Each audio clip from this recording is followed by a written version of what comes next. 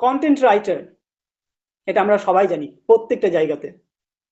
এখন বিশেষ করে আমি কয়েকটা মানে বাংলাদেশের কয়েকটা আমি যখন ইউটিউব বা ব্লগারদের দেখি, আপনারা ইন্ডিপেন্ডেন্টও অনেকে আজকের দিনে বিশেষ করে মানি আর্ন করতে পারেন, নিজের অপরচুনিটিটা ঠিকভাবে ঠিক জায়গায় নিয়ে যেতে পারবেন। আমার মনে হচ্ছে তাবিব তাবিব না তানভীর বোধহয় সম্ভবত মাহমুদ বলে, যে এখন ইউটিউবে একটা আলোড়ন ছড়িয়ে রেখেছে। তাওহিদ আফ্রিদি, আমিও মাঝে মাঝে দেখি এই ভ্লগের মধ্যে দিয়ে। জার্নালিজম সাবজেক্ট হচ্ছে ক্রিয়েটিভিটি এনে দেওয়া।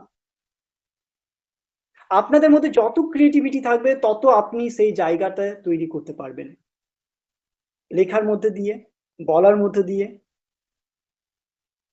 প্রত্যেকটার মধ্যে দিয়ে আপনি আপনার জায়গাটা তৈরি করতে পারবেন। এবং বিশেষ করে আজকের দিনে যে মোজোর কনসেপ্টটা মোবাইল জার্নালিজম এবং বিভিন্ন রকম ওয়েব পোর্টালস রয়েছে, সেই ওয়েব পোর্টালস এর মধ্যে দিয়ে কিন্তু এগিয়ে যাওয়া যাচ্ছে। সো সেই জায়গাতে আপনারা নিজের জায়গা তৈরি করতে পারবেন। আচ্ছা, আমি চলে আসছি আবার রিসার্চের জায়গাতে। সো কন্টেন্ট রাইটার হিসেবে আপনি একজন ব্লগারের সঙ্গেও থাকতে পারেন, যারা সত্যি একটা অন্য জায়গায় নিজেকে নিয়ে চলে গেছেন। রিসার্চ অ্যাসোসিয়েট হিসেবে বিভিন্ন জায়গায় কাজ করা যায়। রিসার্চ অ্যাসোসিয়েট ইউনিভার্সিটিজ এর কাজ করা যায়, বিভিন্ন রকম সরকারি যে ডেভেলপমেন্ট সেক্টরস গুলো রয়েছে সেই জায়গাতে কিন্তু রিসার্চ অ্যাসোসিয়েট হিসেবে আমাদের ছেলেমেয়েরা কাজ করতে পারে। প্রিন্ট মিডিয়া রিসার্চ, যেটা আমি প্রিন্ট মিডিয়া একটা ভাস্ট এরিয়া, যেখানে শুধুমাত্র আমরা জানি যে রিপোর্টার আর এডিটর, সাব এডিটর শুধু না, রিসার্চের একটা ফিল্ড রয়েছে, যে কন্টেন্ট গুলো ঠিকভাবে যাচ্ছে কিনা, বা এই কন্টেন্ট গুলো মার্কেটে কতটা চলবে, বা এই কন্টেন্ট গুলো কতটা মানুষের কাছে কিভাবে প্রভাবিত করছে, সেই জিনিসটাও কিন্তু এই প্রিন্ট মিডিয়া রিসার্চের মধ্যে দিয়ে করা হয়।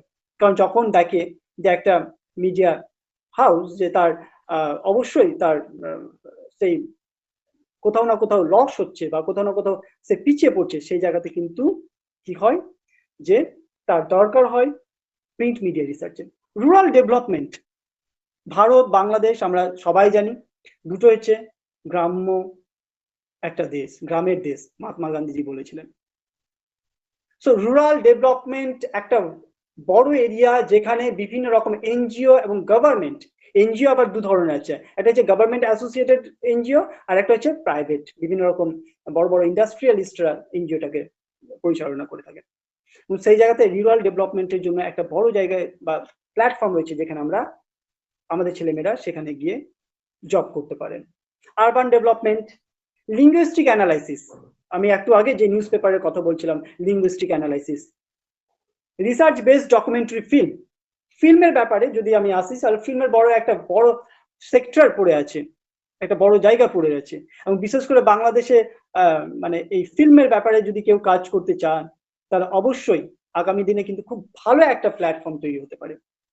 কারণ বাংলাদেশে আমি এর আগেও একটা লেকচারে বিশেষ করে আমি এই কথাটা মেনশন করেছিলাম, যে বাংলাদেশের ফিল্ম ইন্ডাস্ট্রি কিন্তু এখন অনেকটাই পিছিয়ে। এখন অনেকেই এই ফিল্ডে অনেকেই কাজ করতে পারেন এবং সেটা রিসার্চ বেসড করতে পারবেন। যেটা আমার হচ্ছে তানভীর মুকাম্মেল স্যার বোধহয় কিছুদিন আগে কলকাতাতে ওনার সঙ্গে আমার দেখা হয়েছিল, কথা হয়েছে, উনি রিসার্চ বেসড প্রত্যেকটা ডকুমেন্টারি ফিল্ম তৈরি করে থাকেন। অডিয়েন্স রিসার্চ, বিশেষ করে ফিল্ম, সং, বিভিন্ন জায়গাতে রয়েছে। কন্টেন্ট অ্যানালাইসিস, যেটা আমি আগেও বলেছি, মিডিয়া টেলিভিশন বা মিডিয়ার ক্ষেত্রে প্রত্যেক দুটোর ক্ষেত্রে কিন্তু কন্টেন্ট অ্যানালাইসিসের জন্য একটা মিডিয়া রিসার্চের একটা ডিপার্টমেন্ট বা ফিল্ড রয়েছে। কগনিটিভ সায়েন্স, ন্যারেটিভ অ্যানালাইসিস করা হয়।